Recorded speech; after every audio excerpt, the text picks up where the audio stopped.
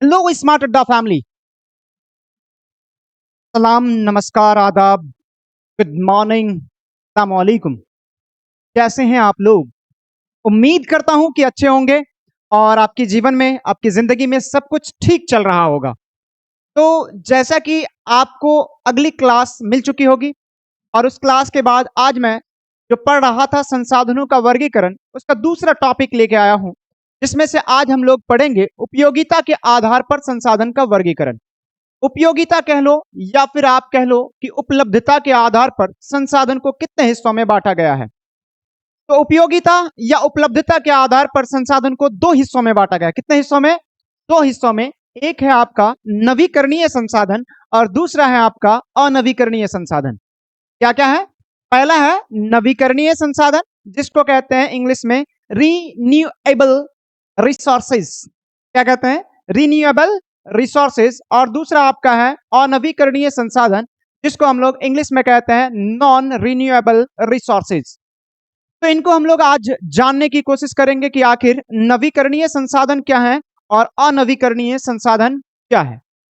नवीकरणीय संसाधन ऐसे संसाधनों को कहा जाता है जिसकी प्राप्ति प्राकृतिक रूप से पुनः होते रहती है और जो कभी खत्म या समाप्त नहीं होता है, उसी को हम लोग क्या कहते हैं? नवीकरणीय संसाधन कहते हैं। नवीकरणीय संसाधन को आप असमापीय संसाधन भी कह सकते हो। क्या कह सकते हो? असमापीय संसाधन, क्योंकि ये हमें प्राकृतिक रूप से पुनः प्राप्ति होते रहती है। अब बोलोगे सर नवीकरणीय संसाधन ये कौन कौन नवीकरणीय संसाधन या किन किन संसाधनों को हम लोग नवीकरणीय संसाधन कहेंगे? तो आप सूर्य की किरण को क्या कहोगे? सूर्य की किरणें जो है वो कैसे संसाधन है? नवीकरणीय संसाधन है। इनके अलावे आप जल को क्या कहोगे? क्योंकि जल तो हमें जल चक्र के द्वारा प्राप्त होते रहती है प्राकृतिक रूप से, तो ये भी क्या है? नवीकरणीय संसाधन है। इनके अलावा पवन, हवा जिसको आप कहते हो, वो भी क्या है? नवीकरणीय संसाधन। मिट्टी कैसा संसाधन है सर? तो मिट्टी भी आपका नवीकरणीय संसाधन है। तो आपको एग्जाम्पल में हो जाएगा सूर्य की किरणें या आप कह लो सौर ऊर्जा, सूर्य की किरणें, पवन, पवन, मिट्टी, जल, ये सभी किस प्रकार के संसाधन है? इसके अलावा वनस्पति भी होगा नवीकरणीय संसाधन में, क्योंकि ये आपको नए रूप में प्राप्त होते रहते हैं, इनकी उपयोगिता कभी समाप्त नहीं होती है। दूसरा है आपका अनवीकरणीय संसाधन। कैसा संसाधन? अनवीकरणीय संसाधन, जिसको आपको मैं इंग्लिश में बताया नॉन रिन्यूएबल रिसोर्सेज। अब इनको भी समझ लेते हैं, उसके बाद मैं बोर्ड पे लिखने के लिए आऊंगा।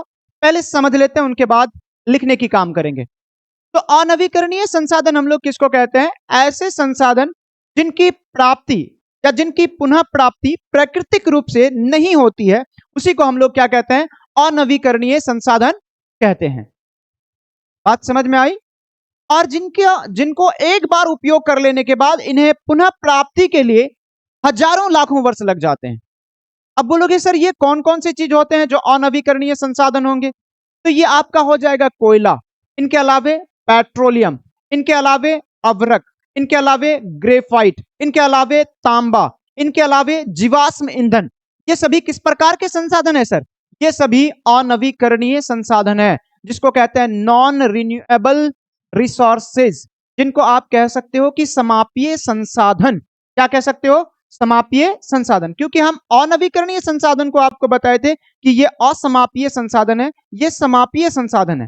ये एक बार उपयोग हो जाने के बाद इनकी उपयोगिता क्या हो जाती है? समाप्त हो जाती है, खत्म हो जाती है। ठीक है, तो आप चलते हैं लिखने की तरफ। समझ में तो आ गया होगा आपको अच्छी तरीके से। ठीक है, तो चलते हैं हम लोग, देते हैं यहां से मार्कर और लिखने की कोशिश करते हैं। आपको बताए किसके आधार पर? इससे पहले हम लोग उत्पत्ति के आधार पर पढ़े थे। आज हम लोग जो पढ़ रहे हैं वो उपयोगिता या कह लो कि उपलब्धता के आधार पर संसाधन को कितने हिस्सों में बांटा गया है। तो उपयोगिता के आधार पर, किसके आधार पर? उपयोगिता।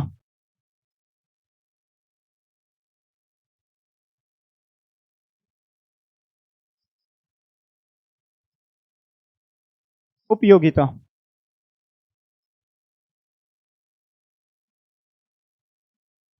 उपयोगिता के आधार पर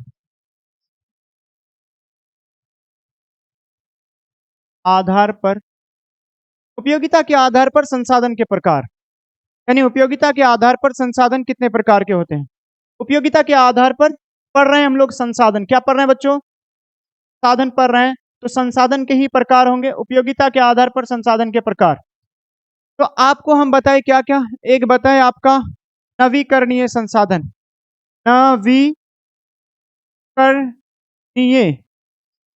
नवीकरणीय संसाधन,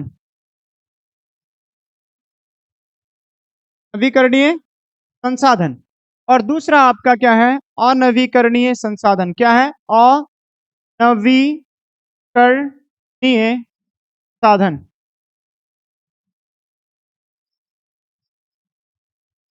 ठीक है, संसाधन को इंग्लिश में कहते हैं रिसोर्सेज, दोनों को हम इंग्लिश में भी लिख देते हैं, इसको कहते हैं renewable resources, RENEWABLE, renewable resources, RESOURCES, resources. दूसरा है अनवीकरणीय संसाधन, इसको इंग्लिश में कहते हैं non renewable resources, NON, non, री, RENEW, new, ABLE, able resources, RESOURCES। ठीक है, तो इनको हम इंग्लिश में भी आपको लिख दिए हैं।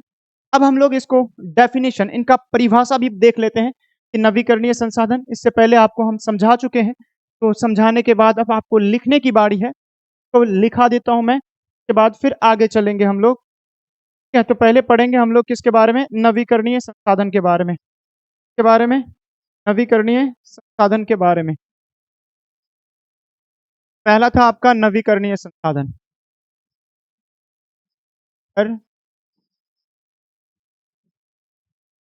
साधन, करणीय साधन। तो इंग्लिश में हम आपको बताए क्या? Renewable resources.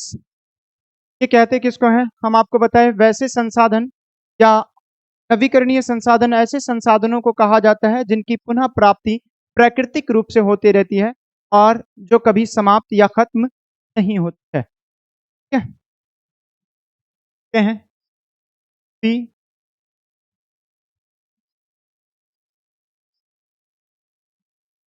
साधन, करणीय संसाधन ऐसे संसाधनों को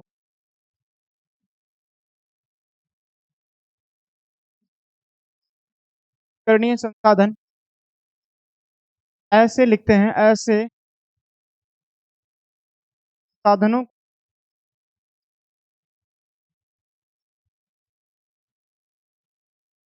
साधनों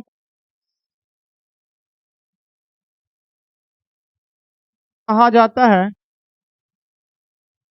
कहा जाता है ना प्राप्ति, ना प्राप्ति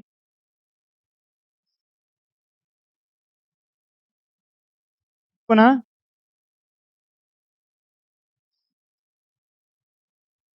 प्राप्ति प्राकृतिक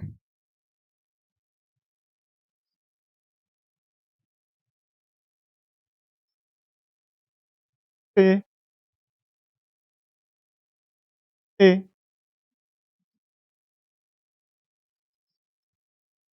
प्राप्ति प्राकृतिक रूप से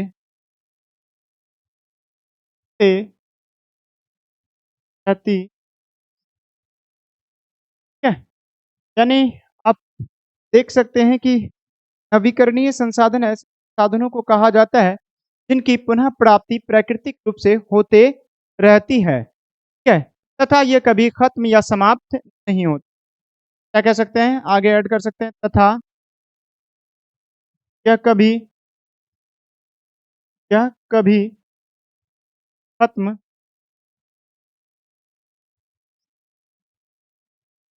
का या समाप्त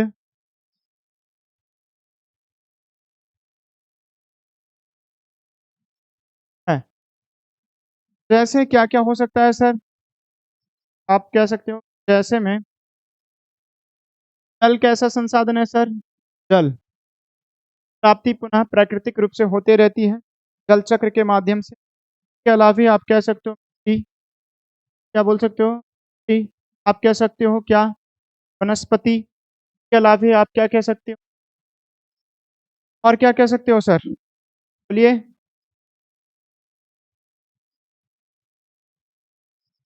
और क्या क्या हो सकता है? प्राप्ति पुनः होगा, पवन होगा, सूर्य की किरणें होगा, हवा होगा, कुल हवा होगा सर, जल ऊर्जा होगा, ठीक है, सूर्य की किरणें जिसको आप सौर ऊर्जा भी कह सकते हो, जल एक बार ऑलरेडी लिख चुके हैं।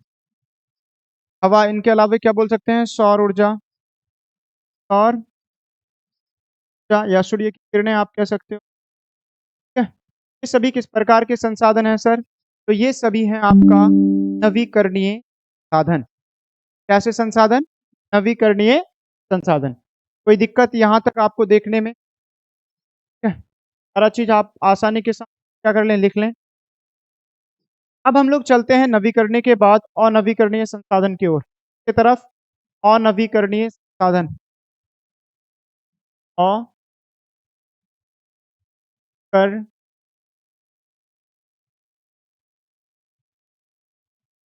साधन, तो आपको इंग्लिश में पहले बता चुके हैं, नॉन रिन्यूएबल रिसोर्सेज। क्या बता है? Non renewable resources. ये होता क्या है? आपको बताया गया कि अनवीकरणीय संसाधन ऐसे संसाधनों को कहा जाता है जिनकी पुनः प्राप्ति प्राकृतिक रूप से नहीं है और जिनको एक बार उपयोग कर लेने के बाद इनको पुनः प्राप्त करने के लिए हजारों लाखों वर्ष लग जाते हैं। यानी अनवीकरणीय संसाधन ऐसे संसाधनों को कहा जाता है, यहां से अनवीकरणीय संसाधन, अकर अनवीकरणीय साधन, अनवीकरणीय साधन ऐसे संसाधनों को कहा जाता है, साधनों को, ऐसे संसाधनों को कहा जाता है पुनः प्राप्ति,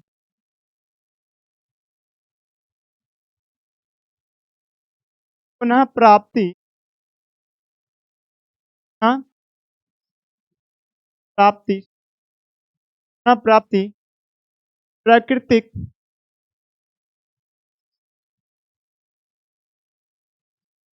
से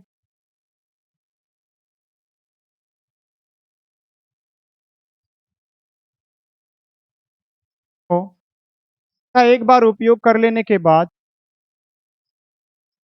का बार उपयोग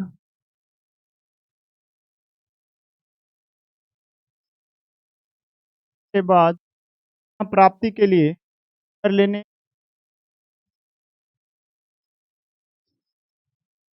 बाद प्राप्ति के लिए ना,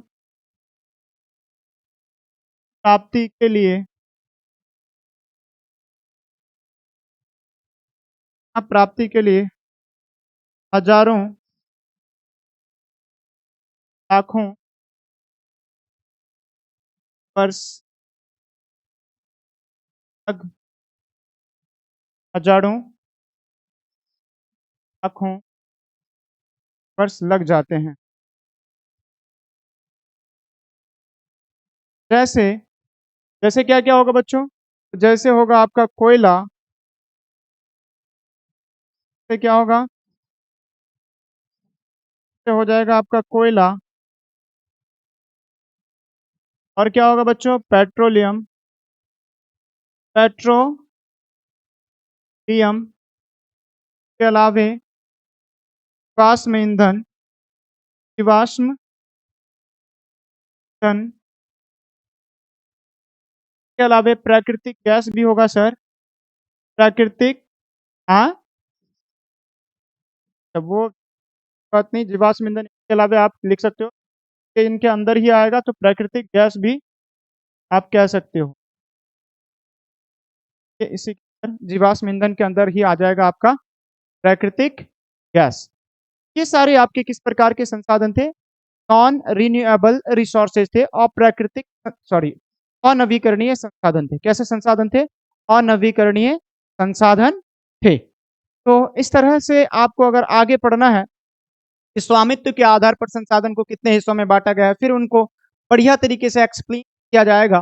तो इस तरह की क्लासेस को पाने के लिए आप हमारे यूट्यूब चैनल से जुड़ना ना भूलें।